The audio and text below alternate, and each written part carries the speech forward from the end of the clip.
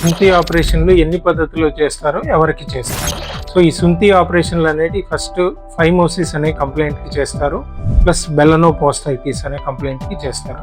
Phimosis అంటే ముందు చర్మం చాలా బిగుతుగా ఉండి వెనక్కి రాకపోవడం దాన్ని ఫైమోసిస్ అంటారు. ఒకటి ఆ ముందు చర్మమే ఇన్ఫెక్షన్స్ వల్ల, అది డయాబెటీస్ వల్ల, ఇంకేదన్నా సెక్షువల్లీ ట్రాన్స్మిటెడ్ ఇన్ఫెక్షన్స్ కానీ వేరే ఇన్ఫెక్షన్స్ వల్ల ఆ స్కిన్ ఎలాస్టిసిటీ పోయి చాలా టైట్ అయిపోవడం వల్ల వాళ్ళకి సుంతి చేయాల్సి వస్తుంది.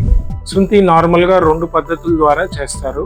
ఒకటి ట్రెడిషనల్ సర్కంసిషన్ అంటారు, ఒకటి ఆ స్కిన్ని కట్ చేసి అబ్జార్బబుల్ స్టిచెస్ వేస్తారు. అవి 2 వీక్స్ కానీ 3 వీక్స్ కానీ అబ్జార్బ్ అయిపోయి స్కిన్ అంతా వేసిన స్టిచెస్ అన్ని హీల్ అయిపోతాయి. ఇప్పుడు కొత్తగా వచ్చిన పద్ధతి ఏంటంటే స్టేపులర్ సర్కంసిషన్.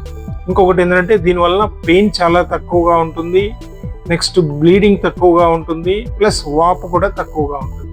సో ఈ 3 మెయిన్ కారణాలు స్టేపులర్ సర్కంసిషన్ని చిన్నపిల్లల్లో స్టార్టింగ్ ఫ్రమ్ 6 months బేబీ నుంచి 90 years పెద్దవారికి కూడా చేసేదానికన్నా మెయిన్ రీజన్.